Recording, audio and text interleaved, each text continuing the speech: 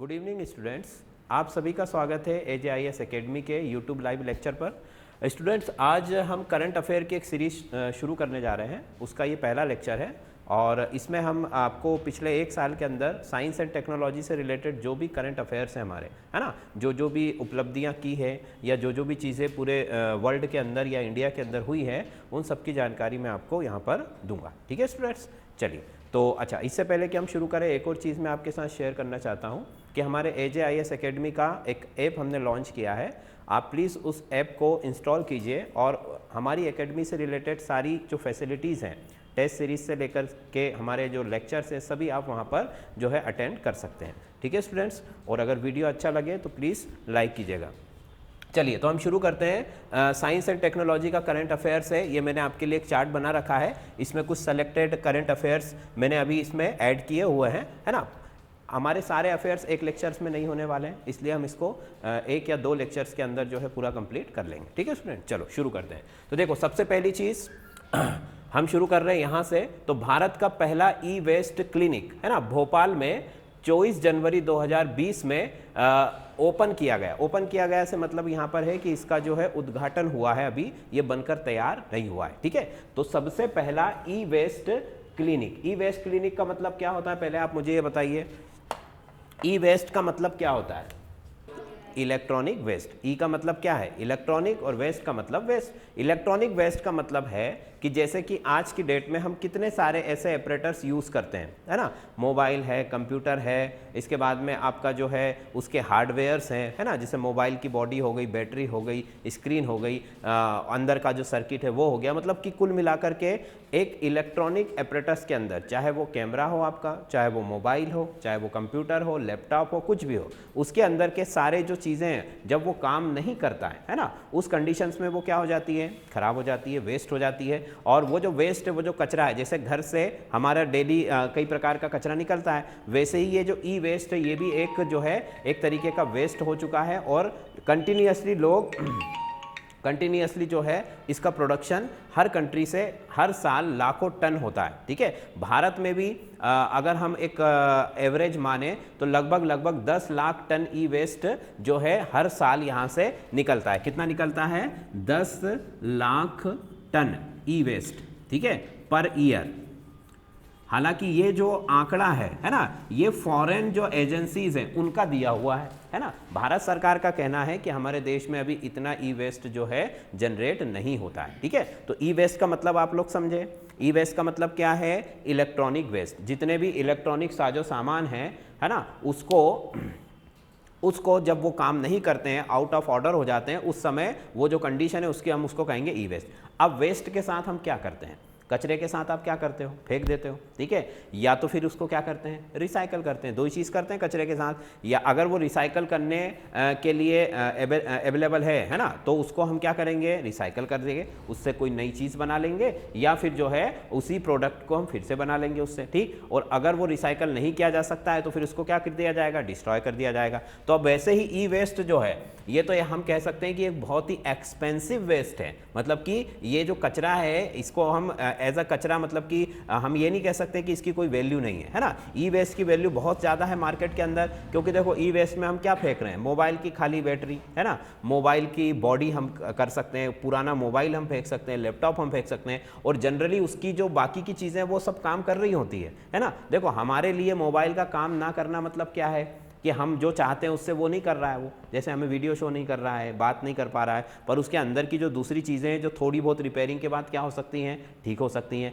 But आज की जो टाइम है, आज की जो जनरेशन है, वो क्या कर रही है कि हम हर साल कुछ ना कुछ नया देखने को मिल रहा है। तो पुरानी जो चीज़ें हैं उनको हम क्या कर देते हैं? या तो हम सेकेंड हैंड मार्केट में उसको सेल कर देते हैं, और कई हाथों से होती हुई वो फाइनली कहाँ पहुँच जाती है? ई वेस्ट, है ना, ई वेस्ट बन जाती है। अब ये जो ई वेस्ट है, इसको फेंक कर ना, मतलब फेंक नहीं रहे हम क्या कर रहे हैं?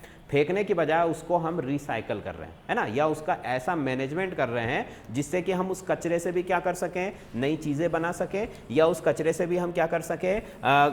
जो है कुछ ना कुछ पैसा हमारी सरकार वहाँ से कमा सके। ठीक, ये तो पहला चीज़ हो गई। दूसरा चीज़, ई वेस्ट मैनेजमेंट क्यों कर रहे हैं? ताकि ये जो ई वेस्ट है ये पर्यावरण को नुकसान ना पहुँचा सके। ठीक है, अब ई वेस्ट पर्यावरण को कैसे नुकसान पहुँचाएगा, बताओ तो ज़रा।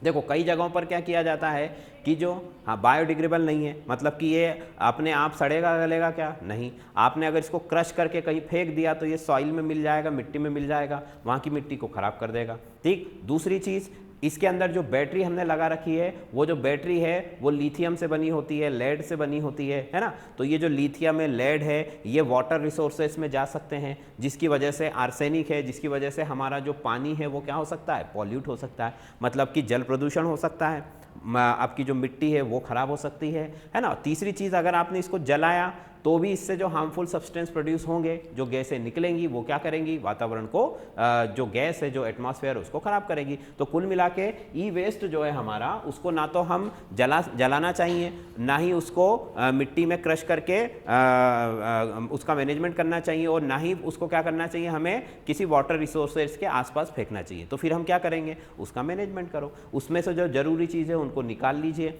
और जो वेस्ट फिर भी बच रहा है उसको साइंटिफिक मेथड्स के थ्रू हम उसको रिसाइकल करके और फाइनली क्या कर देंगे, उस कचरे से फिर हमारे ना तो एनवायरनमेंट को कोई नुकसान होगा और साथ ही साथ हमें पैसा भी जो है वहाँ से मिलने लगेगा। ठीक है, अब इसके मॉडल तो कई सारे बन चुके हैं हमारे देश के अंदर, अलग अलग कॉलेजेस बताते आ रहे हैं, पर एक्चुअली गवर्नमेंट ने इस ई वेस्ट को रिसाइकल करने के लिए जो क्लिनिक बनाया है, मतलब कि एक तरीके का आप कह सकते हो एक सेंटर है जहाँ पर ई वेस्ट क्या होगा, रिसाइकल होगा। वो कहाँ पर शुरू करने जा रही है, भोपाल में। ठीक है, भोपाल में 24 जनवरी 2020 को इसका उद्घाटन हो चुका है। ठीक है, और इसका उद्घाटन किसने किया था, के.सी. मिश्रा, जो कि पर्यावरण एवं जलवायु परिवर्तन मंत्रालय के सचिव है। ठीक है, क्या है, पर्यावरण एवं जलवायु परिवर्तन जो मंत्रालय हमारा मिनिस्ट्री है ना, क्लाइमेट चेंज वाली, उसके जो है सचिव है। ये बात समझ में आ गई, उनके द्वारा ये क्या हो चुका है, ऑलरेडी इसका इनॉग्रेशन हो। तो अगला क्या है भाई, अगला जो हमारा करंट अफेयर्स है वो है कि आईआईटी मद्रास ने, है ना, 24 सितंबर 2020 को मौशिक नाम का एक माइक्रो प्रोसेसर बनाया है। ठीक है, ये चर्चा में सबसे ज़्यादा क्यों है, क्योंकि पहली चीज़ तो ये माइक्रो प्रोसेसर है। किसने बनाया है, आईआईटी मद्रास ने। ठीक है, कब बनाया है, 24 सितंबर 2020 को। ठीक है, इसका नाम क्या है, मौशिक। प्रोसेसर क्या होता है बताओ, कंप्यूटर प्रोसेसर क्या होता है, प्रोसेस करता है चीज़ों को। भाई कि जो प्रोसेसर है वो एक ऐसी चीज़ है कि मतलब कि आपने उसको कोई भी टास्क परफॉर्म करने को दिया। ठीक है, तो जैसे कि हमें अगर कोई कुछ करने को कहेगा तो पहले उस चीज़ को हम सुनेंगे, समझेंगे, उसके बाद करना शुरू कर देंगे, है ना। ये काम जल्दी भी कर सकता है कोई, अगर जिसका कि हम कहते हैं ना कि जो बिल्कुल प्रोसेसिंग उसका फास्ट है तो फटाफट कर लेगा, और जिसका प्रोसेसिंग लेट है वो थोड़ा स्लो करेगा। बट सब में प्रोसेसर होता है इनबिल्ट, है ना। वैसे ही कंप्यूटर में भी हमने क्या डाल रखा है, प्रोसेसर डाल रखा है। प्रोसेसर का मतलब समझ में आया, चीज़ों को प्रोसेस करेगा। कंप्यूटर को कोई भी टास्क हम करने को देंगे, उसको वो जो है प्रोसेस करके हमको परफॉर्म करके देगा। ठीक है, अब ये जो है ये कैसा प्रोसेसर है, माइक्रो प्रोसेसर। माइक्रो मतलब क्या होता है, माइक्रो मतलब छोटा। ठीक है, आप उसको हम साइंस की भाषा में कहें तो नैनो, माइक्रो, मिली, ये सब क्या चीज़ें हैं, छोटी चीज़ें। मतलब कि जो नॉर्मल प्रोसेसर है उनके कंपैरिजन में ये कैसा है, छोटा है। और छोटा होने के बाद इसकी खासियत क्या है, ये टास्क सारे वही परफॉर्म कर रहा है जो एक नॉर्मल प्रोसेसर करता है। ठीक है, और इसको बनाने वाला कौन है, आईआईटी मद्रास ने, मतलब कि आईआईटी के जो स्टूडेंट्स हैं उन्होंने इसको जो है बनाया है। कहाँ से, आईआईटी मद्रास से। तारीख याद रखना जरूरी है, और इसका नाम क्या है, मौशिक। क्लियर, चलिए अगला देखो। अगला जो है हमारे इसरो से रिलेटेड है, मतलब कि हमारी जो स्पेस एजेंसी है ना। इसरो ने क्या किया है कि 22 जनवरी 2020 को, ठीक है, कब, 22 जनवरी 2020 को व्योम मित्र, क्या नाम है इसका, व्योम मित्र नाम का एक महिला की तरह दिखने वाला रोबोट बनाया है। क्या बनाया है, व्योम मित्र नाम का एक महिला की तरह, एक लेडी की तरह दिखने वाला क्या बनाया है, रोबोट बनाया है। इस रोबोट को देखो, सबसे पहले तो इस शब्द का मतलब समझो, व्योम मित्र। व्योम मित्र मतलब क्या होता है, व्योम मतलब क्या होता है, व्योम का मतलब होता है आकाश। व्योम का मतलब क्या होता है, आकाश। हम छोटे छोटे थे ना, जब एक सीरियल आता था कैप्टन व्योम, अगर किसी को याद होगा तो, कैप्टन व्योम, हम छोटे थे तब आता था, है ना। तो कैप्टन व्योम मतलब वहाँ पर वो जो कैरेक्टर था उसका नाम व्योम था, है ना। तो वो भी स्पेस से रिलेटेड जो आपका एक सीरियल था, है ना। तो व्योम का मतलब क्या है, स्पेस, अंतरिक्ष या आकाश आप इसको बोल सकते हो। और मित्र, मित्र का मतलब फ्रेंड, है ना। मतलब कि ये जो आपकी जो रोबोट है ना, जिसका नाम व्योम मित्र है, ये गगनयान के साथ जाने वाली है। कहाँ पर, गगनयान इसरो का जो है आने वाला प्रोजेक्ट है ना, उसमें हम क्या करने वाले हैं, स्पेस के अंदर इंसान को भेजने वाले हैं। ठीक है, अब इंसान को भेजने से पहले वो क्या करने वाले हैं, वो इस रोबोट को उसके साथ भेजेंगे। ठीक है, ये रोबोट जो है इसको ह्यूमनॉइड भी हम कहते हैं। ठीक है, क्यों, क्योंकि ये मनुष्य की तरह दिखता है, मनुष्य की तरह बातें करता है, सब कुछ है, पर मनुष्य है क्या, नहीं है, है ना। बहुत सारी चीज़ें जो है इसकी ये मनुष्य जैसी हैं, जैसे कि हम किसी एडवांस रोबोट में देखते हैं, है ना, बट उतना एडवांस नहीं है ये अभी, ये बेसिक चीज़ें करता है। और ये जो गगनयान है हमारा, है ना, जो अंतरिक्ष प्रोग्राम है, आने वाले टाइम में इसरो जो है अंतरिक्ष में एक इंसान को भेजने वाला है, वहाँ पर जो है ये उस रोबोट को पहले भेज करके वो देखेंगे सारी चीज़ें कि क्या क्या है, और उसके बाद फिर इंसान को वहाँ पर भेजने वाले। ठीक, तो व्योम मित्र रोबोट है, और ये किसकी तरह उसको लुक दिया गया है, एक लेडी की तरह, एक महिला की तरह वो दिखता है, और सारे काम जो है रोबोट वाले वो कर सकता है। हालांकि बहुत ही बेसिक रोबोट है, और ना ही ये कोई गगनयान को कोई ऑपरेट करने वाला है ना। ये केवल किस लिए बनाया गया है, देखो, जैसे कि कोई भी नई कार बनती है ना, नई कार की टेस्टिंग होती है, तो उसमें एक डमी बिठाया जाता है ना, उसको एक्सीडेंट करके देखा जाता है कि इस डमी को कहाँ कहाँ चोट लगी। वो डमी कैसा दिखता है, इंसान जैसे ही दिखता है, तो उसके किस किस पोर्शन पर कितना कितना प्रेशर आ रहा है, कब उसका हड्डी टूट गई, उसका जो पूरा स्ट्रक्चर है वो इंसान जैसा ही होता है ना। मतलब अगर इंसान की हड्डी कुछ मारने पर टूट रही है तो उसकी भी टूटेगी, मतलब कि हमारी जो स्ट्रेंथ है बोन की, उसकी स्ट्रेंथ के बराबर है। वैसा का वैसा ही सेम टू सेम, जैसे वो टेस्टिंग डमी होता है, वैसे ही ये भी क्या है, एक टेस्टिंग रोबोट है ना। अब जब ये ऊपर जाएगा तो ऊपर जाने पर इंसान की बॉडी पर स्पेस में क्या क्या इफेक्ट आता है, हालांकि ये सब चीज़ें ऑलरेडी पता है लोगों को अदर एजेंसीज के थ्रू, क्योंकि हम तो अभी तक स्पेस में नहीं गए, पर इंटरनेशनल जो एजेंसीज हैं वो तो जा चुकी है, बट उनके डाटा तो है ही सही, पर हम खुद भी ये टेस्टिंग करना चाहते हैं कि एक इंसान को स्पेस में भेजने पर क्या क्या इन्फॉर्मेशन, क्योंकि कोई भी एजेंसी अपने सारे सीक्रेट तो नहीं बताती है ना, तो इसीलिए हम इंसान को भेजने से पहले इस रोबोट को भेजने वाले हैं। इसके अंदर सारे सेंसर्स लगे हुए हैं कि एक इंसान कैसा महसूस करेगा वहाँ पर जा करके, है ना, क्या क्या उस पर प्रभाव पड़ेगा, किन चीज़ों से उसकी जान जा सकती है, कहाँ पर वो क्या सुधार करना चाहिए। उसके बाद ये सब डाटा को एनालिसिस करके और फिर किसी इंसान को जो है उसके साथ भेजा जाएगा। क्लियर इतनी बात। चलो फिर अगला देखो, अगला है भारत का विश्व में जैविक किसानों की कुल संख्या, है ना, मतलब कि जैविक किसान सब समझते हैं, ऑर्गेनिक फार्मर्स, है ना। ऑर्गेनिक फार्मर्स जो है भारत में सबसे ज़्यादा है एक एजेंसी के हिसाब से, और इसमें भारत का पहला स्थान है। तो ये तो कोई ज़्यादा बड़ी बात नहीं है, क्योंकि भारत में तो लोग ही इतने ज़्यादा हैं, है ना, किसान ही इतने ज़्यादा हैं, तो उसमें से जो ऑर्गेनिक फार्मर है वो भी ऑलरेडी ज़्यादा होने ही है ना। ऑर्गेनिक फार्मिंग का मतलब तो समझते हैं आप, क्या होता है ऑर्गेनिक फार्मिंग का मतलब,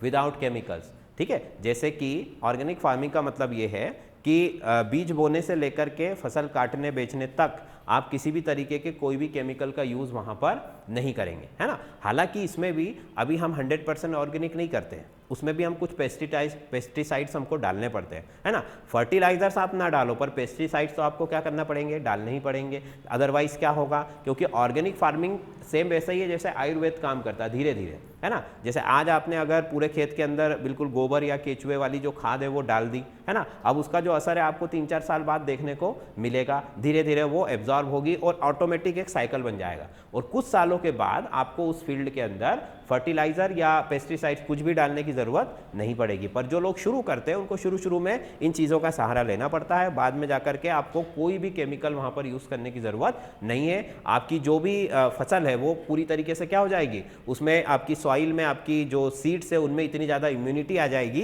कि वो फिर क्या करेंगे, अपने आप ही बिना किसी केमिकल की सहायता से वो अच्छे से ग्रो करेंगे और आपको अच्छा प्रोडक्शन देंगे। ठीक, अच्छा, फिर इसमें 2-3 चीज़ें हैं कि उसमें फिर आपको सीड भी अपना खुद ही प्रोसेस करना पड़ेगा। बाहर से जो सीड लाओगे वो तो ऑलरेडी कैसा है, केमिकली प्रोसेस्ड है ना। बाहर से जो बीज आप लाओगे वो कैसा है, वो तो केमिकली प्रोसेस्ड है। तो कहने का मतलब है कि ये एक बहुत बड़ा साइकिल है ना। और हम 100% जो ऑर्गेनिक एग्रीकल्चर है वो अभी हम करने की कंडीशन में नहीं है, क्योंकि जब सभी लोग नहीं करेंगे तब तक ये पॉसिबल है क्या, नहीं है। अगर मैं अकेला चाहूँ कि मैं सिर्फ और सिर्फ ऑर्गेनिक फार्मिंग कर लूँ तो ऐसा नहीं हो सकता है। हाँ, 90%, 95%, पर कुछ ना कुछ परसेंट में मुझे केमिकल्स का जो सहारा है वो लेना पड़ेगा, पर फिर भी, है ना, ऑर्गेनिक की दिशा में भारत जो है उसका पहला स्थान है। चलो फिर अगला चलो, तो गूगल का नाम सबने सुना है। गूगल ने एक ऐप लॉन्च किया हुआ है 2020 में, है ना। इसका नाम क्या है, असाइनमेंट नाम का एक ऐप लॉन्च किया हुआ है ना। एप्लीकेशन है जो कि किसके लिए है, वो एजुकेशन सेक्टर के लिए, है ना। वो ये क्या करता है, ये स्टूडेंट्स जो हैं हमारे, है ना, जैसे हम लोग या आप लोग पढ़ रहे हो तो स्टूडेंट्स के ग्रेड के एनालिसिस में काम आता है ना। मतलब कि फर्स्ट सेकंड थर्ड जो भी देखो, देखिए एक स्कूल है, उस स्कूल के अंदर बहुत सारी चीज़ें होती हैं एक एकेडमी के अंदर, कि भाई रिजल्ट बनाना है बच्चों का, है ना, सबको जो है ग्रेड प्रोवाइड करना है, सबका जो है मार्कशीट बना के हाथ में देनी है, या ऐसे कई सारे काम होते हैं, कॉपियाँ चेक करनी है। तो इन सभी चीज़ों में ये ऐप जो है ये टीचर्स की और स्टूडेंट्स दोनों की क्या करने वाला है, हेल्प करने वाला है, ठीक है। और ये गूगल ने ऑफिशियली जो है इसको लॉन्च किया है। तो ये भी मार्केट में इसके जैसे कई सारे ऐप्स हैं, पर गूगल ने पहली बार किया, इसलिए इसको हमने यहाँ पर लिखा है। चलो फिर अगला देखो कि 28 फरवरी को भारत ने अमेजोनिया 1 सैटेलाइट लॉन्च किया। ये तो सबको पता है। अमेजोनिया जो है हमने ऑलरेडी क्या कर चुके हैं, जो है हम पढ़ चुके हैं, पूरा का पूरा लेक्चर है उसके ऊपर। तो अगर आपको डिटेल में इसमें इन्फॉर्मेशन चाहिए तो आप वहाँ से ले सकते हो। थोड़ा सा मैं आपको बता देता हूँ कि अमेजोनिया कहाँ का सैटेलाइट है, ब्राज़ील का, है ना। ये किस तरीके का सैटेलाइट है, अर्थ ऑब्जर्वर है ना, जो अमेजोन के फॉरेस्ट है, जंगल है, उनकी निगरानी करने के लिए इसको बनाया गया है और इसरो ने इसको लॉन्च किया है ना। ये इस तरीके की कुछ बेसिक इन्फॉर्मेशन है। चलो फिर इसके बाद देखो तो अगला, तो 4 अगस्त 2020 को अमेरिका ने कैलिफोर्निया स्थित वेडनबर्ग एयर फोर्स बेस से अंतर महाद्वीप मतलब इंटरकॉन्टिनेंटल मिसाइल जो है माइन्यूट मैन 3 का जो है सफल प्रक्षेपण किया। मतलब कि सक्सेसफुली इसको लॉन्च किया, टारगेट को डिस्ट्रॉय किया और जो है उसका पूरा जो है एक तरीके से हम देखें तो पूरा प्रोग्राम जो है पूरा सक्सेसफुली रन हुआ है, ठीक है। अब पहली चीज़ तो ये है कि ये अंतर महाद्वीपीय मिसाइल क्या होती है, इंटरकॉन्टिनेंटल मिसाइल्स क्या होती हैं।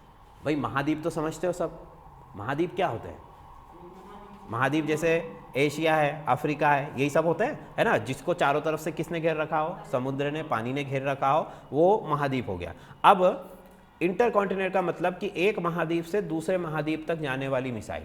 इसका मतलब क्या है कि जैसे अमेरिका है ना, यहाँ पर मान लो अमेरिका है, यहाँ कहीं पर अपना साउथ अफ्रीका है, और अमेरिका को अगर साउथ अफ्रीका में किसी जगह को टारगेट करना है, ठीक है, तो अमेरिका क्या कर सकता है, अपने घर में बैठे बैठे ही वहाँ पर उसको टारगेट कर सकता है। क्योंकि इस मिसाइल की जो रेंज है वो कितनी है, वो लगभग 15,000 किलोमीटर है। कितनी है, 15,000 किलोमीटर। मतलब कि ऑपरेशनल जो इसकी रेंज है 12,000 है, पर मैक्सिमम जो इसकी रेंज है वो कितनी है, 15,000 किलोमीटर, ठीक है। 15,000 किलोमीटर में वो अपने आसपास के जो है कई सारे कॉन्टिनेंट को जो है टारगेट कर सकता है, ठीक। और हालांकि अमेरिका के पास तो ऐसी भी मिसाइल्स हैं जो पूरी पृथ्वी का चक्कर लगाकर वापस अमेरिका भी आ सकती है ना। मतलब इतनी ज़्यादा उसके पास रेंज वाली मिसाइलें भी हैं, हमारे पास भी है ना, और चाइना के पास भी है, रशिया के पास भी, कई सारे ऐसे देश हैं कि जिनके पास ऐसी मिसाइलें पहले से हैं, है ना। अब फिर बात यह है कि इसका क्या इंपॉर्टेंस है। जब ये सारी मिसाइलें पहले से ही हैं तो इसमें और ऐसी क्या खास बात है। तो देखो इस मिसाइल में ऐसी खास बात ये है कि एक हम इसको कह सकते हैं कि स्मार्ट मिसाइल है। कैसी मिसाइल है, स्मार्ट। स्मार्ट का मतलब कि जैसे आपने टारगेट पर लॉक करके इसको लॉन्च कर दिया, है ना, तो ये बीच में अपना टारगेट बदल भी सकती है। मतलब आप इसको कमांड दे सकते हो, ये अपना टारगेट क्या कर सकती है, बदल सकती है ना। टारगेट से कुछ किलोमीटर दूर तक भी ये उसको रोका जा सकता है। अदरवाइज क्या होता था पुरानी मिसाइलें कि एक बार अगर आपने लॉन्च कर दी और टारगेट से अच्छी दूरी पर है तब तो आप उसको कंट्रोल कर सकते हो, अगर वो ज़्यादा पास जा चुकी है तो फिर आप उसको कंट्रोल नहीं कर सकते हो, ठीक है। मतलब कि इसमें कंट्रोलिंग जो पावर है वो अदर मिसाइल्स के कंपैरिजन में अच्छी है, डेवलप है। दूसरा, इसका जो कॉस्ट है वो दूसरी मिसाइल्स के कंपैरिजन में कम है। इसका जो वेट है वो दूसरी मिसाइल के कंपैरिजन में कम है। और इसकी जो हम कह सकते हैं ना कि डिस्ट्रक्शन एरिया है ना, लगभग ये 15 एकड़ है ना, 15 एकड़ का जो एरिया होता है ज़मीन का, उसको ये टारगेट कर सकती है। वहाँ पर जो भी आपका इतनी बड़ी जगह को ये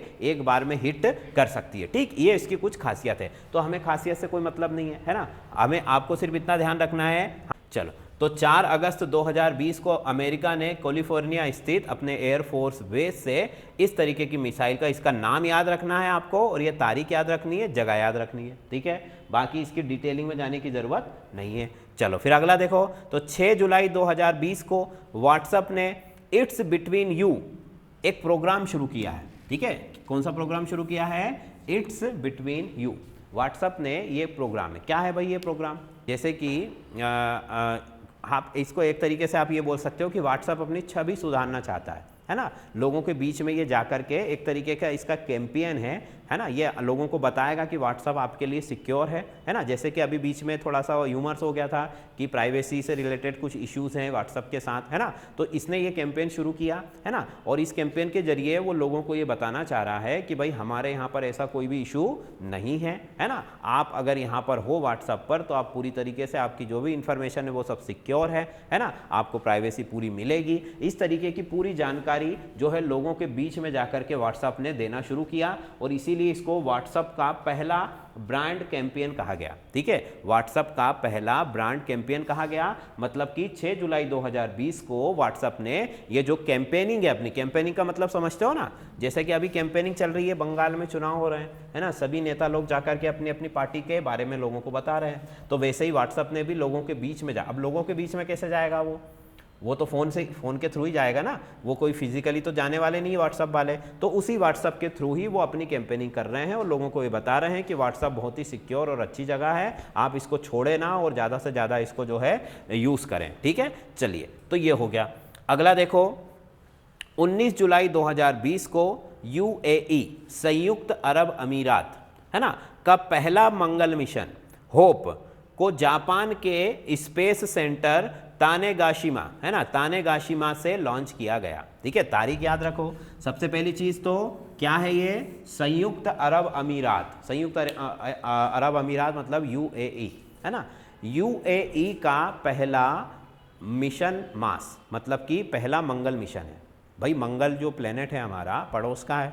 अब पहले चांद के बारे में लोग जानने के लिए उत्सुक हुआ करते थे, है ना, तो सभी उसी के उसमें काम करते थे, मतलब एक होड़ मची हुई थी, है ना। रशिया कहता था कि मैं पहले चांद पर जाऊंगा, अमेरिका ने कहा कि नहीं भाई हम जाके दिखाएंगे। ऐसा ये काम पहले किसके लिए चलता था, मून के लिए।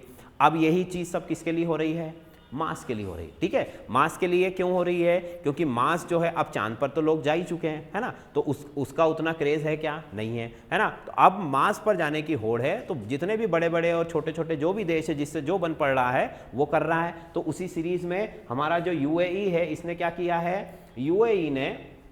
UAE का पहला मिशन है जिसका नाम क्या है, होप। ठीक है, मिशन का नाम क्या है, होप, और इसको लॉन्च किसने किया है, जापान ने। जापान का स्पेस सेंटर कौन सा है, तानेगाशिमा से इसको लॉन्च कर दिया गया है। क्लियर। अब ये जो होप है ये भी है क्या, ये एक सैटेलाइट है। जैसे कि हमने मिशन मंगल में क्या भेजा था, एक सैटेलाइट, और वो सैटेलाइट ने क्या किया हुआ है, मंगल ग्रह पर जाकर के, मतलब ग्रह पर नहीं गया वो, है ना, वहाँ पर कोई वो उसने लैंडिंग नहीं की है, उसके ऑर्बिट में घूम रहा है ना, उसकी कक्षा में घूम रहा है और वहाँ की जो भी इंफॉर्मेशन है, जब तक भी उसकी लाइफ है तब तक वो हमको क्या करता रहेगा, प्रोवाइड करता रहेगा। तो वैसा ही काम किसने किया हुआ है, UAE ने। इसने भी एक सैटेलाइट भेजा जो कि क्या करेगा, मिशन जो मार्स प्लेनेट है हमारा उसकी कक्षा में पहुंचेगा। ठीक है, कितने दिन बाद पहुंचेगा, तो 200 दिन की यात्रा करके। कितने दिनों की यात्रा करके, 200 दिन। अच्छा, भारत का जो मिशन मंगल था वो कितने दिन में पहुंचा था भाई, मिशन मंगल हमने जो सैटेलाइट भेजा था मार्स के ऊपर, क्या नाम था उसका, मॉम, है ना, उस मिशन का नाम क्या था, मॉम। उसको हमने भेजा था, तो वो कितने दिन में पहुंचा था वहां पर, 10 महीने में पहुंचा था लगभग, है ना, मतलब 300 दिन से ऊपर उसको लगे थे, 10 साढ़े 10 महीने में वहां पर पहुंचा था, लगभग 1 साल हो गया, है ना। तो ये भी कितने दिन में पहुंचने वाला है, लगभग 200 दिन में, है ना, तो इसको भी अच्छा खासा समय लगने वाला है। तो 200 दिन के बाद ये पहुंचेगा, और इसमें खास बात क्या है कि ये लगभग उसी दिन के आसपास पहुंचेगा जबकि UAE की 50वीं वर्षगांठ होती है। ठीक है, UAE जो देश है उसकी 50 जो उसकी एनिवर्सरी सेलिब्रेशन होगा, उस दिन के आसपास ये कहां पर पहुंचेगा, उस मार्स प्लेनेट की ऑर्बिट में पहुंचेगा। ठीक है, हालांकि ये ऐसा कोई परफेक्ट नहीं है कि उसी दिन पहुंच जाएगा, पर उसके आसपास पहुंचेगा। तो ये लोगों ने उसी टाइमिंग के हिसाब से इसको क्या किया हुआ है, लॉन्च किया हुआ है। ठीक है, तो ये 200 दिन की यात्रा करेगा, उसके बाद जाकर के जो है मार्स के ऑर्बिट में पहुंचेगा, और ये उसी दिन लगभग होगा जबकि UAE का जो है एनुअल सेलिब्रेशन होता है। क्लियर। चलो, तो ये जापान ने किया हुआ है, तानेगाशिमा। जापान और UAE के बीच में काफ़ी सारे जो है पैच हो चुके हैं। ठीक, अगला चलो, ये हो गया, है ना, 2020 में। अच्छा, आगे देखो, तेलंगाना ने वर्ष 2020 को कृत्रिम बुद्धिमत्ता वर्ष के रूप में जो है सेलिब्रेट किया था, है ना। आर्टिफिशियल इंटेलिजेंस क्या होती है ये बताइए पहले। एक लाइन में अगर मैं बोलना चाहूँ तो मैं क्या बोल सकता हूँ कि ऐसी मशीन मुझे बनाना है जो खुद अपना निर्णय ले सके। नहीं, फीलिंग्स इमोशन की भी बात नहीं है, जो अपने डिसीजन ले सके, है ना, टू मेक देयर डिसीजंस। भाई जैसे मैंने उसको कोई काम करने के लिए कहा, मैंने कहा कि भाई इस व्यक्ति को जाकर के आप मार दो, है ना, पर उसमें इतनी बुद्धि होनी चाहिए कि वो मारने से पहले उसको चेक करेगा, उसको पूछेगा, मतलब मुझे आर्ग्यू करेगा कि भाई मैं उसको मारूं कि नहीं मारूं, मतलब उसका बुद्धि विवेक होना चाहिए। ऐसा नहीं कि मैंने कह दिया मार दो, जाके मार देगा। जैसे अगर मैं आपसे किसी को कहूं कि भाई इस व्यक्ति को जाकर के मार दो, मर्डर कर दो, आप करोगे क्या? नहीं करोगे। क्यों नहीं करोगे? क्योंकि हम में बुद्धि है, हम सोचेंगे सही गलत के बारे में। तो वैसा ही मशीन भी सोचे, है ना, मशीन के अंदर अपने डिसीजन खुद लेने की जब क्षमता आ जाती है तो उसी को हम क्या कहेंगे? Artificial intelligence. देखो बाकी के जितने भी टास्क है वो तो हर कोई कंप्यूटर कर लेता है, तेजी से कैलकुलेशन करना, है ना, सिग्नल्स ट्रांसमिट करना, कोडिंग डिकोड, जो करना सब करा लो, पर जो वो करता वही काम है जिसको हम उसको प्रोग्राम करते हैं, है ना। पर ये जो आर्टिफिशियल इंटेलिजेंस है इसको इस तरीके से प्रोग्राम किया जाता है कि ये अपने डिसीजन खुद ले सकती है, पहली चीज। दूसरा, ये अपनी गलतियों से सीख सकती है ना। जैसे कि मान लो उसने अगर कोई काम करा पहली बार में और वो नहीं हुआ तो वो धीरे धीरे उसमें क्या हो जाएगी? परफेक्ट हो जाएगी, है ना। जैसे कि हम होते हैं, है ना, इंसान क्या करता है? गलतियों से सीखता है, परफेक्ट हो जाता है। वैसे ही ये भी पहला गलतियों से सीख सकती है, दूसरा क्या कर सकती है? अपने डिसीजन खुद ले सकती है, सही गलत का विचार कर सकती है। उसको हम कहते हैं आर्टिफिशियल इंटेलिजेंस, कृत्रिम बुद्धिमत्ता। ठीक। अब जो तेलंगाना है हमारा, है ना, तेलंगाना अभी जो है अभी नया नया बना राज्य है हमारा, है ना, थोड़े दिन हुआ है, तो उसने 2020 जो वर्ष है उसको आर्टिफिशियल इंटेलिजेंस ईयर के रूप में जो है सेलिब्रेट किया था। ठीक है, तो ये बात भी हमको ध्यान रखनी है कि आर्टिफिशियल इंटेलिजेंस ईयर 2020 किसने सेलिब्रेट किया था? तेलंगाना ने, जो भारत का एक राज्य है। क्लियर इतनी बात सभी को? तो देखो अगला है हमारा कि 9 जुलाई 1920 को चीन ने शीचांग सैटेलाइट सेंटर से वाणिज्य संचार उपग्रह एपस्टार 6D को लॉन्च किया था। ठीक है, तो अभी यहाँ पर जो है पिछले साल जितनी भी लॉन्चिंग हुई है, जितने भी नई नई चीज़ें हुई है, इन्वेंशन हुई है, उन सबको मैं लिख कर लाया हूँ, है ना। तो उसी क्रम में अगला कौन सा है? चाइना से है। चाइना ने 9 जुलाई 2020 को, है ना, वाणिज्य संचार उपग्रह, क्या होगा इसका मतलब?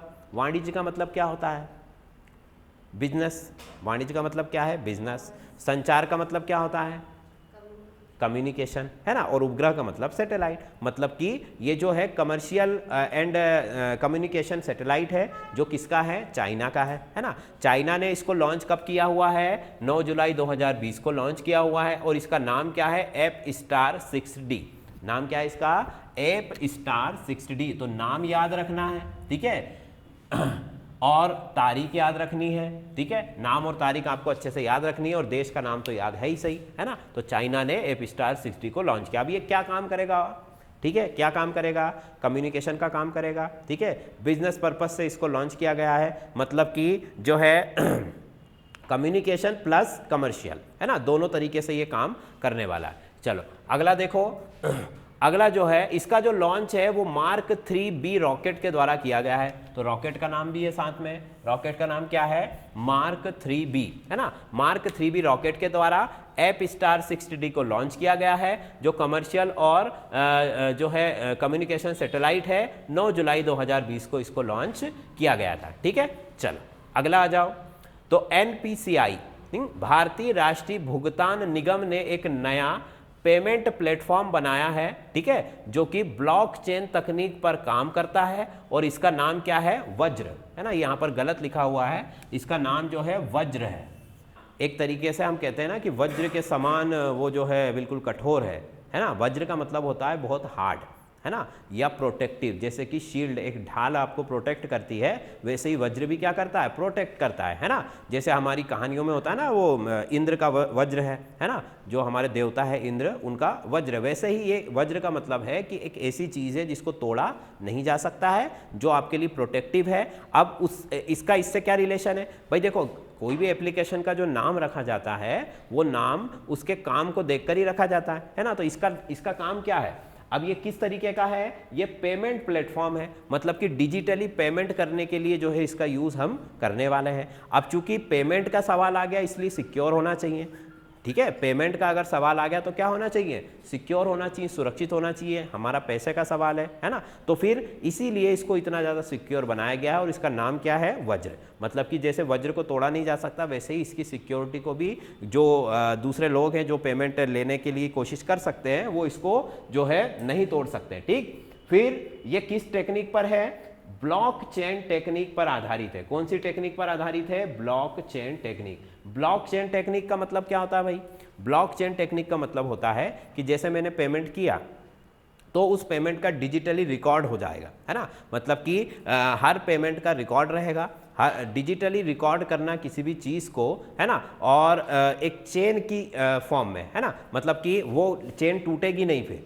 जैसे कि मैंने अगर 2 साल पहले भी कोई पेमेंट किया रखा है तो उसका भी रिकॉर्ड वहाँ पर जो है मिल जाएगा। ठीक है, तो ये एक पेमेंट ऐप है। जनरली जो जहाँ से हम ऑनलाइन पेमेंट करते हैं वहाँ पर ये सब चीज़ें अवेलेबल होती है, पर ये नया क्यों है, क्योंकि इसको किसने बनाया है, इसको भारतीय राष्ट्रीय भुगतान निगम ने बनाया है ना। मतलब पेमेंट प्लेटफॉर्म बनाया है इंडियन नेशनल पेमेंट और कॉरपोरेशन ने। ठीक है, मतलब कि ये एक ऐसी संस्था ने बनाया है जो लोगों से क्या वसूल करती है, टैक्स वगैरह, है ना, पेमेंट वगैरह लेती है। तो अब उसके लिए भी जो है सारी चीज़ें डिजिटली होंगी और उसका रिकॉर्ड भी होगा, ताकि आगे चल के कोई प्रॉब्लम क्रिएट ना हो और सारा काम जो है बहुत जल्दी से और आसानी से हो जाए। डिजिटली करने का यही फ़ायदा है कि पेमेंट जो आपका जो काम है वो स्पीड से होगा।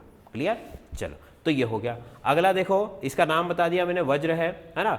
2 सितंबर 2020 को DRDO ने एक ओपन कॉन्टेस्ट शुरू किया हुआ है, ठीक है, जो कि APJ अब्दुल कलाम की स्मृति में किया गया है ना। इस कॉन्टेस्ट का नाम क्या है, डेयर टू ड्रीम 2.0। क्या नाम है इसका, डेयर टू ड्रीम 2.0। ये कॉन्टेस्ट का नाम, कॉन्टेस्ट मतलब प्रतियोगिता, है ना। किसने रखवाई है, DRDO ने। DRDO का नाम बताओ तो जरा क्या है भाई। जैसे इसरो है वैसे ही हमारे डिफेंस के लिए भी एक संगठन है, उसका नाम क्या है, DRDO। इसरो क्या करता है, स्पेस से रिलेटेड काम करता है। DRDO क्या करता है, सेना के लिए काम करता है जनरली, है ना। सेना के लिए हथियार बनाएगा, सेना के लिए कोई नई तकनीक बनाएगा। तो DRDO एक ऐसा संगठन है जो हमारी आर्मी की जो रिक्वायरमेंट है उनको पूरी करता है, टेक्नोलॉजी से रिलेटेड। नए नए हथियार बनाएगा, नए नए जो भी एपरेटस है वो बनाएगा, नए कम्युनिकेशन के जो है सिस्टम बनाएगा, सैटेलाइट भी बना सकता है, सब कुछ कर सकता है। ठीक है, हालांकि ये काम वो सारे प्राइवेट ऑर्गेनाइजेशन से करवाता है, ठीक है, पर उसके अंडर में ही सारे काम होते हैं। जैसे अब इसरो कोई काम करेगा तो अकेला इसरो तो नहीं करता है ना। बहुत सारी चीज़ें जो बाहर से करवानी पड़ती है अलग अलग कंपनीज के थ्रू, बट जो उसका ऑर्गेनाइजर है वो कौन है, DRDO। ठीक है, तो DRDO एक ऐसा संगठन है जो वो सारे काम करता है जो इसरो करता है। ठीक है, बट वो किसके लिए करता है, सिर्फ सेना के लिए, है ना, हमारी आर्मी के लिए, मिलिट्री के लिए। सैटेलाइट बनाने से लेकर से आपकी बंदूक बनाने तक के सारे काम जो है DRDO करता है। तो अब DRDO ने क्या किया कि उनको लगा कि भाई नए नए आविष्कारक, है ना, नए नए जो इनोवेटर्स हैं, इन्वेंटर्स हैं, है ना, उनको जो है हमें मोटिवेट करना चाहिए, है ना। जैसे होते हैं ना कि कुछ लोग तो भाई हर कोई व्यक्ति लाइट में तो नहीं आ पाता है ना। हालांकि भले उसमें कितना भी टैलेंट हो, कभी कभी ऐसा होता है कि वो लाइट में सबके सामने अपनी चीज़ों को नहीं रख पाता किन्हीं वजहों से। तो ये प्लेटफॉर्म उनको क्या प्रोवाइड करेगा, ये उन टैलेंट्स के लिए है, नए नए आविष्कारकों के लिए है जो सेना के लिए या देश के लिए कुछ ऐसी नई चीज़ बनाई है जो कि हमारे काम आ सके, है ना। तो उनको वहाँ पर जगह ये देता है ना। देखो ये सेम वैसा ही है जैसा कि हमारा जो साइंस एंड टेक्नोलॉजी डिपार्टमेंट है ना, वो हर साल कॉन्टेस्ट कराता है, उसमें बच्चे मॉडल बनाते हैं अलग अलग तरीके के, साइंस क्विज होता है, साइंस मॉडल होता है, वैसा ही ये भी है ना। इसमें लोगों को क्या करना है, नई नई ऐसी टेक्निक या ऐसा मॉडल बनाना है जो सेना के काम आ सके, है ना। ऐसा थोड़ी ना है कि भाई देखो जैसे कि एक कमर्शियल सेक्टर हो गया, एक गवर्नमेंट सेक्टर हो गया। अब इसरो ने जो है, अभी हमने पढ़ा था इससे पहले कि इसरो की कमर्शियल आर्म्स है ना। कमर्शियल आर्म कौन कौन सी, ISRO new space India limited, new space India limited एक कमर्शियल आर्म है किसकी, इसरो की। तो अब इसरो की ऐसी इंडिया के अंदर भी एंथ्रेक्स करके एक कमर्शियल आर्म्स है। तो कहने का मतलब कि चाहे देश में कहीं भी पर भी कोई चीज़ बन रही है, ठीक है, मान लो मैंने इस प्रोग्राम का मतलब ही क्या निकला, जैसे मैंने अगर मान लो कोई ऐसी गन बनाई जो आर्मी के बहुत काम आ सकती है ना। तो अब ऐसा तो है नहीं कि मैंने इसरो के अंडर में रह के बनाई है, पर जब अगर मैं उस कॉन्टेस्ट में चला गया, मतलब क्या हुआ कि इसरो पहले उसको चेक करेगा, सारी चीज़ें अप्रूव करेगा, जो भी उसमें चेंजेस करना होंगे वो करेगा, उसके बाद ही वो उसको अप्रूव करेगा। क्लियर इतनी बात। तो भले ही वो DRDO ने नहीं बनाई है, ठीक है, पर उन्होंने जो प्रोग्राम चलाया है उसके अंदर वो उस चीज़ को क्या कर सकते हैं भाई, क्योंकि एक ही व्यक्ति के दिमाग में सारे आइडिया थोड़ी आ सकते हैं। 130 करोड़ की जनता है हमारी, तो सबके दिमाग में अलग अलग आइडिया आ सकते हैं। तो वो आइडियाज बेसिकली उनको चाहिए, है ना। उस आइडिया के ऊपर वो फिर अपने नए सिरे से सारा काम कर सकते हैं, और उस आइडिया को लाने वाले को वो क्या करते हैं, प्रमोट करते हैं, या उसको प्राइज वगैरह दे करके उसका मोटिवेशन करते हैं, ठीक है। और अगर वो टैलेंटेड है, अच्छा है, तो उसको जॉब भी दे सकते हैं वो, ठीक। तो ये जो प्रोग्राम है ये उन बच्चों के लिए, जैसे कि इन्होंने कहा कि IIT वालों के लिए, या ऐसा कोई भी व्यक्ति हो सकता है जो कि एक कोई ऐसी चीज बना सके जो सेना के काम आए, तो वो इसमें पार्टिसिपेट कर सकता है, ठीक। किसकी स्मृति में है ये? APJ अब्दुल कलाम, ठीक है। दूसरा, इसका कॉन्टेस्ट का नाम क्या है? डेयर टू ड्रीम 2.0, है ना, नाम इसका विशेष रूप से ध्यान रखना। और ये ओपन कॉन्टेस्ट है, मतलब इसमें किसी भी एज का, किसी भी फील्ड का, है ना, कहीं से भी पढ़ा हुआ, चाहे अनपढ़ व्यक्ति भी हो, कोई भी इसमें पार्टिसिपेट कर सकता है, ठीक। और 2 सितंबर 2020 को जो है ये आपका इन्होंने लॉन्च कर दिया था। अगला देखो, तो 24 जनवरी 2020 को चाइना ने मैगलेव ट्रेन का सफल परीक्षण किया, है ना। अब मैगलेव ट्रेन में ऐसी क्या खास बात है कि इसकी जो स्पीड है वो हाईएस्ट है अभी तक की जितनी भी। मैगलेव ट्रेन का मतलब समझते हो कि नहीं? बुलेट ट्रेन बोल लो, बुलेट ट्रेन तो समझते हो, मतलब जो बहुत तेज चलती है, और हर बुलेट ट्रेन मैगलेव ट्रेन ही होगी। मैगलेव ट्रेन का मतलब चुंबक से चलने वाली, है ना, मतलब कि जिसके व्हील नहीं होते हैं, जो जिसका ट्रैक नीचे भी एक चुंबक लगा होता है और ऊपर भी क्या होता है, एक चुंबक लगा होता है ट्रेन के अंदर भी। जैसे कि ये ट्रैक है ट्रेन का, ठीक है, तो ट्रेन के ट्रैक में यहाँ पर मैग्नेट्स हैं, है ना, और जो ट्रेन है उसके ऊपर भी क्या है, मैग्नेट्स है। तो ट्रेन में अगर नॉर्थ है तो इसमें भी नॉर्थ है, दोनों एक जैसे पोल होंगे तो वो एक दूसरे को क्या करेंगे, रिपेल करेंगे, और आपकी जो ट्रेन है वो इजीली उस पर फ्लोट करती है ट्रैक के ऊपर, है ना। तो चाइना ने हाई स्पीड, मतलब कि अभी तक की सबसे ज़्यादा स्पीड वाली बुलेट ट्रेन को जो है सक्सेसफुली ट्रायल कर चुकी है। स्पीड कितनी है उसकी? लगभग 600 किलोमीटर पर आवर, है ना, मतलब कि एक एरोप्लेन की स्पीड से के बराबर है। एक एरोप्लेन की भी नॉर्मल स्पीड यही होती है, हालांकि ये इसकी मैक्सिमम स्पीड है ना। इसकी जो ऑपरेशनल स्पीड होगी वो 500 साढ़े 500 के आसपास होगी, ठीक है, बट ये इतनी स्पीड तक जा सकती है ना।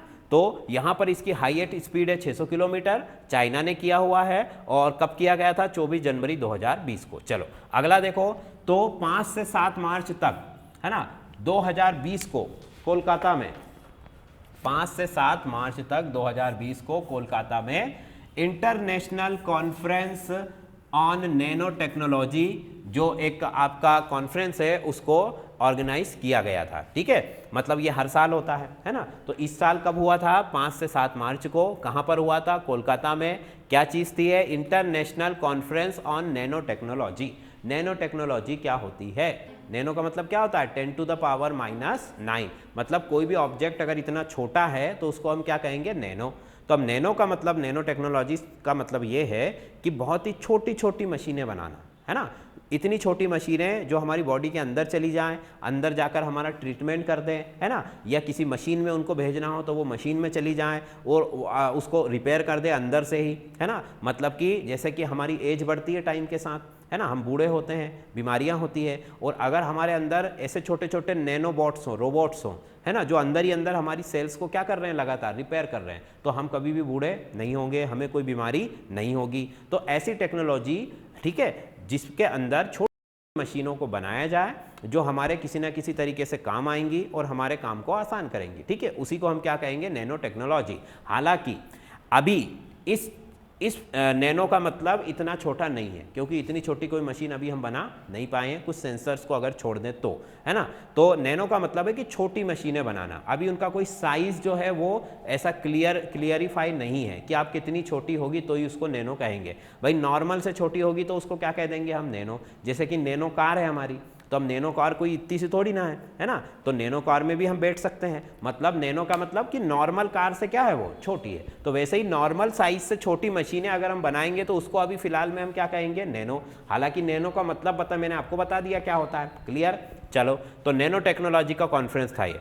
अगला देखो, 9 जनवरी 2020 को HDFC बैंक ने एक माय ऐप करके एक एप्लीकेशन लॉन्च किया हुआ है, ठीक है, जो कि डिजिटली पेमेंट को इन्हेंस करने का काम करेगा। ठीक है, जैसे कि हमारे पीएम हमेशा कहते रहते हैं कि भाई डिजिटली पेमेंट करो, है ना, कैशलेस होना चाहिए हमारी इकोनॉमी। और कोरोना की वजह से भी सभी लोग क्या करना पसंद कर रहे हैं, ऑनलाइन पेमेंट करना पसंद कर रहे हैं। तो उसी क्रम में HDFC बैंक ने भी अपना एक नया पेमेंट ऐप लॉन्च कर दिया, जिसके थ्रू वो क्या करना चाहता है, अपने जो कस्टमर्स हैं उसके, है ना, उनको मोटिवेट करना चाहता है ताकि वो डिजिटली पेमेंट करें। ठीक है, ऐप का नाम क्या है, माई एप्स, है ना। 9 जनवरी 2020 को लॉन्च हुआ था और लॉन्च करने वाला कौन है, HDFC बैंक। क्लियर। चलो अगला देखो, तो 3 से 7 जनवरी 2021 को 108वीं भारतीय विज्ञान सम्मेलन, ठीक है, भारतीय विज्ञान सम्मेलन, हर साल कोई ना कोई सम्मेलन होता है हमारे देश के अंदर, है ना, और दुनिया में भी होता रहता है, इंटरनेशनली भी होता है, नेशनली भी होता है। तो यहाँ पर भारतीय विज्ञान सम्मेलन मतलब इंडियन साइंस कॉन्फ्रेंस जो है, कौन सा वाला, 108 नंबर का, है ना, मतलब कि 107 ऑलरेडी हो चुके हैं, 108वां सम्मेलन था ये। और कहाँ पर था, कहाँ पर था, सिम्बायोसिस पुणे में। सिम्बायोसिस क्या है, कंपनी है ना, पुणे के अंदर है। उस कंपनी के अंदर जो है उसका जो भी सेमिनार हॉल था, वहाँ पर ये सम्मेलन जो है आयोजित हुआ था। और कब से कब तक, 3 से 7 जनवरी, सॉरी, है ना, 3 से 7 जनवरी 2021, मतलब अभी हाल ही की बात है, ये 2-3 महीने पहले की, है ना।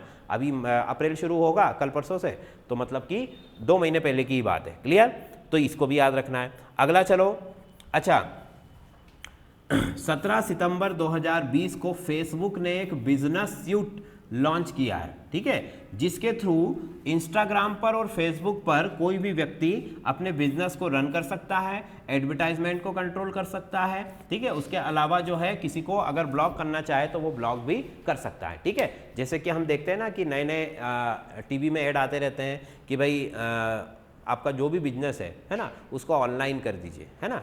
जैसे GoDaddy हो गया, है ना, GoDaddy ना धोनी अपने उसका ऐड करते हैं, तो GoDaddy पे आप अपने बिजनेस को ले जाइए। आप पान बेच रहे हो, आप चाहे जो है किसी भी तरीके का कोई घरेलू चीज़ें, अचार पापड़ कुछ भी बेच रहे हो, तो आप क्या करो, ऑनलाइन उसको सेलिंग शुरू करो, तो आपका बिजनेस जो है क्या हो जाएगा, बढ़ जाएगा, ठीक है। तो उसी तरीके का ये भी जो है फेसबुक ने क्या किया हुआ है, एक ऐसा ऐप या एक ऐसा हम कह सकते हैं प्लेटफॉर्म दिया है लोगों को, जिसके जरिए लोग फेसबुक और इंस्टाग्राम पर भी अपना बिजनेस से रिलेटेड चीज़ें शेयर कर सकेंगे, ठीक है। हाँ, ये अलग से एक फीचर है बिजनेस सूट करके, ठीक है। अब ये जो है क्या क्या काम करेगा कि इसमें बिजनेस को रन तो कर ही रहे हैं, उसके साथ साथ में हम क्या कर सकते हैं कि एडवर्टाइजमेंट जो हमारे बिजनेस से रिलेटेड होने चाहिए, है ना, उसको भी कंट्रोल कर सकते हैं।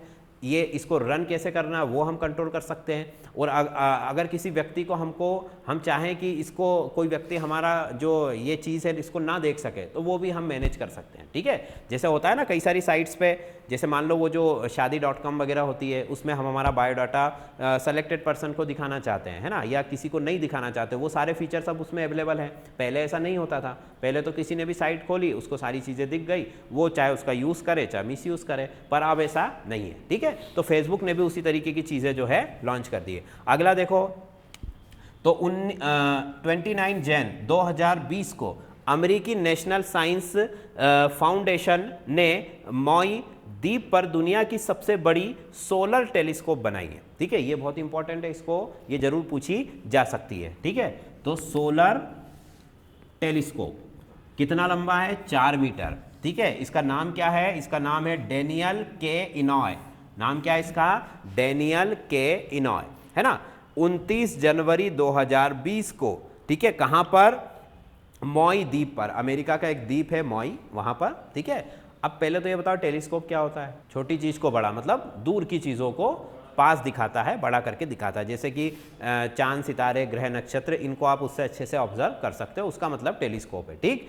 तो वो जो टेलीस्कोप है, वो टेलीस्कोप सबसे बड़ा कौन सा, सोलर टेलीस्कोप, है ना, सबसे बड़ा सोलर टेलीस्कोप। सोलर टेलीस्कोप का मतलब कि जो सोलर सिस्टम की स्टडी करेगा, क्या करेगा, सोलर सिस्टम की स्टडी करेगा। कितना लंबा है ये, 4 मीटर। 4 मीटर का मतलब कितना फीट हो गया, 12 से 15 फीट हो गया, है ना, क्योंकि 1 मीटर में 3 फीट और कुछ एक्स्ट्रा होता है ना। तो मतलब कि 12-15 फीट का ये टेलीस्कोप है, और ये क्या करने, कहाँ पर है, अमेरिका के मॉई द्वीप पर उसको बनाया गया है, और ये सोलर सिस्टम की जो है स्टडी करने के काम में आएगा, ठीक है। टेलीस्कोप का मतलब कि दूर की चीज़ों को पास करके दिखाना। जैसे जो बर्ड्स होते हैं ना हमारे, उनकी जो आइज़ होती है उनमें भी टेलीस्कोप वर्जन होता है। ऊपर से वो छोटा सा चावल का दाना भी देख लेते हैं, है ना, ऊपर उड़ते हुए। और या फिर जो आपके नॉन वेजिटेरियन बर्ड्स हैं वो छोटे मोटे कीड़े मकोड़ों को भी देख लेते हैं ऊपर से, ठीक है। तो उनकी आइज़ में भी क्या है, टेलीस्कोप वर्जन है। वैसे ही ये टेलीस्कोप है, छोटी चीज़ों को बड़ा करेगा। अगला देखो, विश्व का सबसे बड़ा सोलर ट्री दुर्गापुर बंगाल में है। कहाँ पर है, दुर्गापुर बंगाल। तो ये भी याद रखने वाली चीज़ है क्योंकि हमारे देश से रिलेटेड है। 10 सितंबर 2020 को 10 सितंबर 2020 को इसको बनाया गया था, मतलब बन तो बहुत पहले से रहा था, ये शुरू हो गया है। और किसने बनाया है, CSIR, council of scientific and industrial research, ठीक है। फुल फॉर्म क्या है, council of scientific and industrial research. और ये जो है सोलर ट्री जो है ये क्या करेगा, लगभग 11.5 किलोवाट की इलेक्ट्रिक करंट बनाएगा। सोलर ट्री क्या है पहले तो ये बताओ। हाँ, सोलर एनर्जी से क्या करेगा, इलेक्ट्रिक एनर्जी बनाएगा, वो सोलर पैनल। तो इस सोलर ट्री में ऐसा कोई खास नहीं है। ये सोलर ट्री क्या करेगा, सिर्फ ये सोलर ट्री जो है इसमें सोलर पैनल ही हम लगाएंगे, बस उसको ट्री के शेप में लगाना है। जैसे ये पेड़ है, पेड़ का एक शेप बना दिया आर्टिफिशियल, और उसकी शाखाओं पर यहाँ कहाँ कहीं पर भी जो है सोलर पैनल फिट कर दिए, ठीक है। तो इसको कह दिया सोलर ट्री। बात समझ में आ गई। इसमें ऐसा कुछ भी खास नहीं है, वही चीज़ है, सोलर पैनल्स पर लाइट पड़ेगा सूरज का तो बिजली बनेगी। और वो सोलर पैनल अरेंज कैसे हैं, एक वृक्ष की, एक पेड़ के शेप में, ठीक है, वृक्ष की आकृति में। एक आर्टिफिशियल ट्री बना दिया, उसकी अलग अलग शाखाओं पर जाकर के सोलर पैनल लगा दिए। तो दुनिया का सबसे बड़ा सोलर पैनल कहाँ पर है, दुर्गापुर बंगाल में। और 10 सितंबर 2020 तारीख है। और council of scientific and industrial research ने जो है इसको बनाया है। 11.5 किलोवाट ये करंट प्रोड्यूस करेगा। क्लियर। चल अगला देखो तो जरा, सौर ऊर्जा से चलने वाला एक ड्रोन है ये, है ना, PHASA-35। नाम क्या है इसका पूरा, PHASA-35।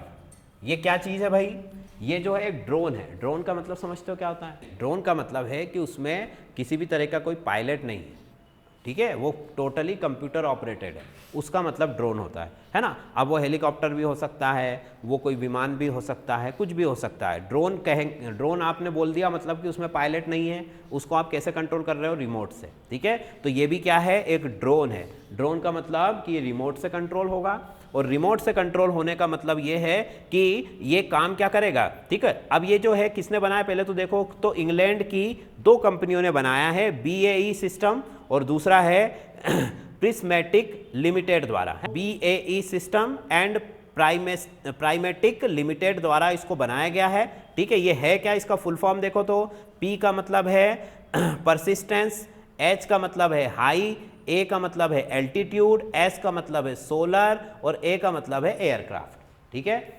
एयरक्राफ्ट से समझ में आ गया क्या है, एयरक्राफ्ट का मतलब प्लेन है ये, है ना। फिर सोलर का मतलब क्या है कि ये सोलर एनर्जी से चलेगा। किससे चलेगा, सोलर एनर्जी से, मतलब कि इसके ऊपर सोलर पैनल लगे हुए हैं, है ना। और ये डायरेक्ट सूरज से एनर्जी अपनी लेगा।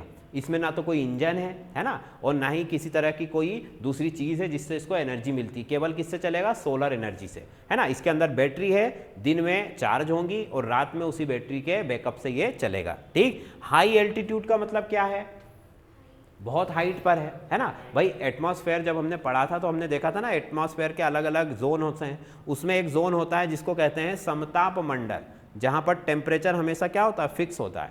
उस जोन में ये प्लेन घूमता रहेगा और 1 साल तक लगातार घूम सकता है ये, इतनी इसके अंदर कैपेसिटी है ना। मतलब एक बार इसको आपने छोड़ दिया, उड़ा दिया, और ये ऊपर जाकर के उस समताप मंडल में जहाँ टेम्परेचर फिक्स होता है हमेशा क्या करता रहेगा, घूमता रहेगा, है ना। और घूमने की वजह से ये करेगा क्या क्या काम, ऐसे ही तो नहीं घूम रहा है, ये निगरानी रखेगा, मौसम की जानकारी भी देगा, दूसरे देश पर भी निगरानी रख सकता है, क्या क्या एक्टिविटीज़ हो रही हैं उन सभी के ऊपर एक तरीके से ये क्या कर सकता है, ऑब्जर्वेशन रख सकता है, ठीक। वातावरण में आए, पर्यावरण में आए, किसी भी बदलाव की जानकारी दे सकता है ना। आने वाली किसी प्राकृतिक घटना के बारे में जानकारी दे सकता है। तो इसके अंदर कैमरास लगे हुए हैं, सेंसर्स लगे हुए हैं, तो ये एक सैटेलाइट ही है एक तरीके का, क्या बोल सकते हो आप कि ये एक सैटेलाइट है, और जो कि अर्थ के एटमॉस्फेयर के अंदर ही है। और ये एक प्लेन के फॉर्म में लगातार घूम रहा है। और कब तक घूम सकता है? ये लगभग 1 साल तक बिना रुके घूम सकता है। और इसको एनर्जी कहाँ से मिलेगी? सोलर पैनल से। ठीक, टेम्परेचर उस जहाँ पर ये घूम रहा है वहाँ का टेम्परेचर फिक्स है, इस वजह से इसको ज़्यादा डिस्ट्रॉय ये नहीं होता है। ठीक है, और चूंकि मशीन है इसलिए 1 साल के बाद जो इसमें कुछ ना कुछ रिपेयरिंग की ज़रूरत तो पड़ेगी। ठीक, तो कब लॉन्च किया गया था? तो देखो ये 2 कंपनियों के मैंने आपको नाम बता दिया। 17 फरवरी 2020 को जो है इसको जो है उड़ा दिया गया है। 17 फरवरी 2020 को इसका पहला ट्रायल हुआ था। क्लियर? तो स्टूडेंट्स ये कुछ हमारे जो है करंट अफेयर से रिलेटेड कुछ फैक्ट्स हैं। अगले लेक्चर में इसी सीरीज़ में हम आगे चलेंगे और भी इस पिछले साल में जो भी हमारी अचीवमेंट हैं उन सभी को हम एक एक करके कवर करेंगे। ठीक है students, thank you very much.